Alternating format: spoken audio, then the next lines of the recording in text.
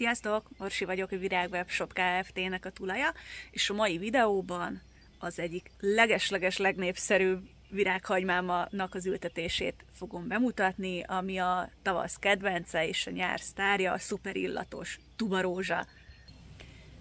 Ez a különleges és mesés illatú növény a tavaszi ültetésű virághagymák közé tartozik, ezért azt jelenti, hogy ő nyáron fog nyílni, és nem télálló, tehát teleltetni szükséges. Így az ültetés előtt ezt mindenképpen gondoljátok át.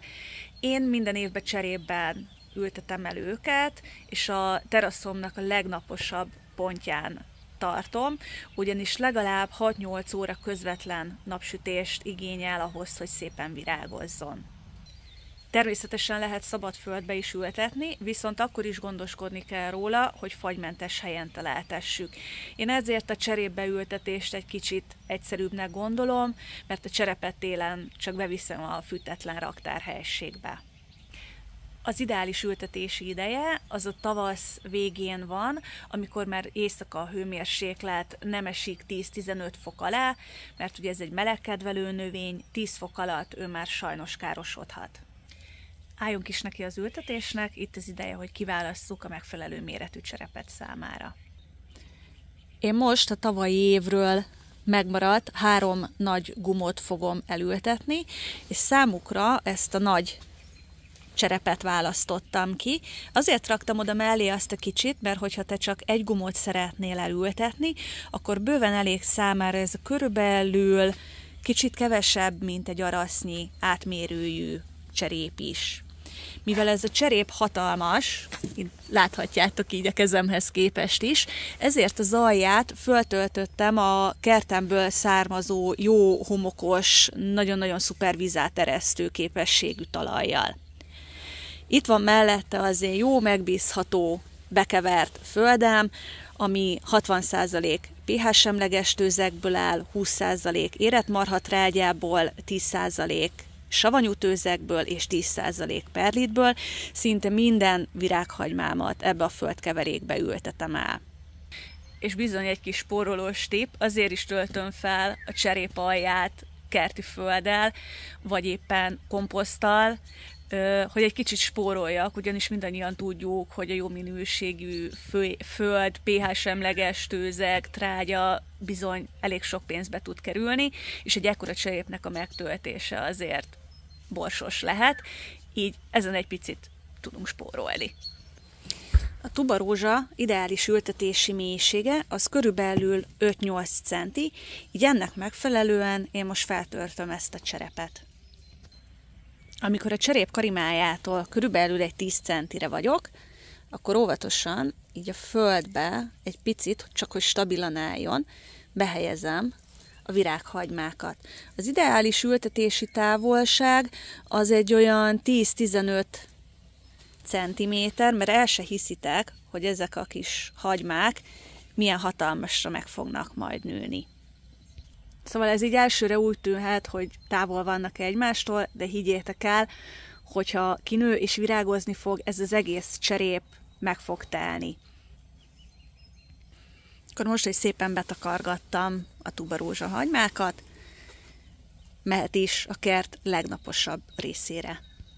Neki is adjunk időt a csírázáshoz, illetve a kihajtáshoz, mert, mint mondtam, nagyon melegkedvelő növény, tehát mindenképpen a kert legmelegebb, legnaposabb pontjára helyezzük el, és a meleg hatására fog majd elkezdeni kihajtani a virágzás, az pedig majd nyár végén, ősz elején várható.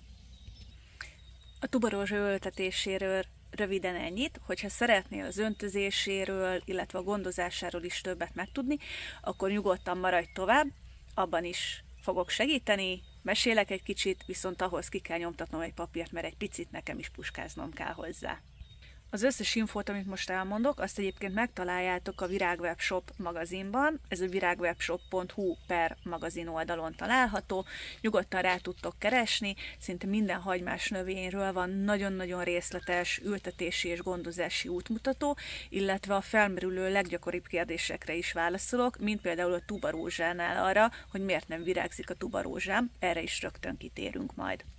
Akkor most, hogy elültettük a szuper napfény és melegkedvelő tubarózsánkat, és elhelyeztük a kert legnaposabb pontján, kicsit beöntöztük, akkor nézzük, hogy a továbbiakban hogyan kell róla gondoskodnunk.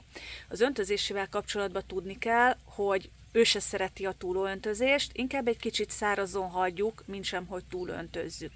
Ez azt jelenti, hogy a nagyon-nagyon forró napokon, ami mostanában előfordul, akár 40 fölötti meleg is, ott nyugodtan naponta egy kicsit adhatunk neki, de figyeljünk arra, hogy a cserépa alján ne álljon meg a víz, illetve a talajnak a teteje az már egy kicsit száraz legyen, amikor megöntözzük. A virágzás idején, amikor már elkezd virágszárakat hozni, akkor nyugodtan növelhetjük az öntözés gyakoriságát. Szóval a virágzás idején a megfelelő öntözés az elengedhetetlen. Térjünk át a tápanyag igényére a tubarózsának. Ha olyan talajba ültettétek el, amit én ajánlok, akkor nem szükséges túlzottan tápozni, elég neki körülbelül 2 hetente egy kevés foszforban és káliumban gazdag műtrágyával kedveskedni. Ami fontos, hogy kerüljétek az olyan műtrágyáknak a használatát, ami nitrogénben gazdag, ugyanis ez nem a virágzás segíti elő, csak a levélnövekedést.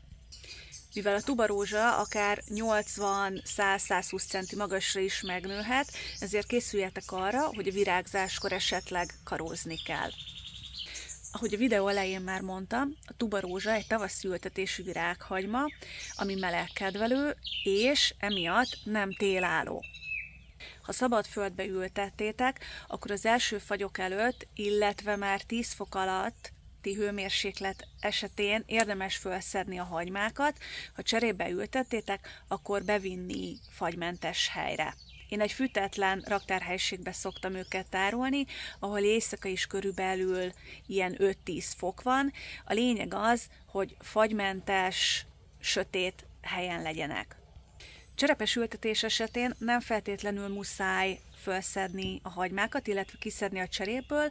Nyugodtan lehet a cserépben is teleltetni, ilyenkor az öntözést már, amikor a levelek elkezdenek elszáradni, abba lehet hagyni. Hogyha szabad földbe ültettétek, akkor, mint mondtam, föl kell ásni, meg kell tisztítani a gyökereket, illetve levágni a felesleges leveleket, gyökérrészeket, hagyni kell megszáradni, és utána száraz fűrészporban vagy száraz tőzekben eltéve lehet teleltetni. A leggyakoribb kérdés, amit kapok, akár chaten, akár e-mailen, hogy miért nem virágzik a tubarózsám. Fontos tudni a tubarózsáknál, hogy az a gumó, ami egyszer virágzott, az jó eséllyel nem virágzik már többet, vagy csak jó pár év múlva. Ettől nem kell megijedni.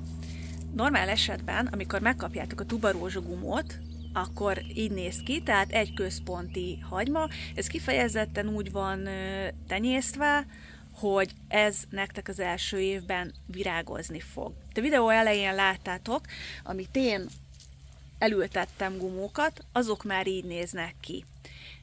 Ez a gumó, amikor tavaly elültettem, pont ugyanúgy nézett ki, mint az előző, de láthatjátok, hogy már egy nyár alatt mennyi kis sarjhagymát hozott. Ezek a sarjhagymák fognak évről évre jobban megnőni, és ezek fognak később virágozni. Amikor már elég nagyok lesznek, akkor nyugodtan le lehet őket szedni és elültetni. Emiatt igazából nagyon-nagyon könnyű a tubarózsát szaporítani, és minden évben lesz virágzó tubarózsátok. Ezen kívül még rengeteg oka lehet, amiért nem virágzik a tubarózsa, ezeket most nem szeretném mindet részletesen felsorolni. A videó alá belinkelem azt a részletes blogcikket a Virág Webshop magazinból, amiben részletesen tárgyalom ezt a témát, hogy miért nem virágzik a tubarózsám. Remélem, hogy ebből a videóból sok hasznosat megtudtatok a tubarózsa ültetéséről és gondozásáról. Hajrá, és fel az ültetésre! Sziasztok!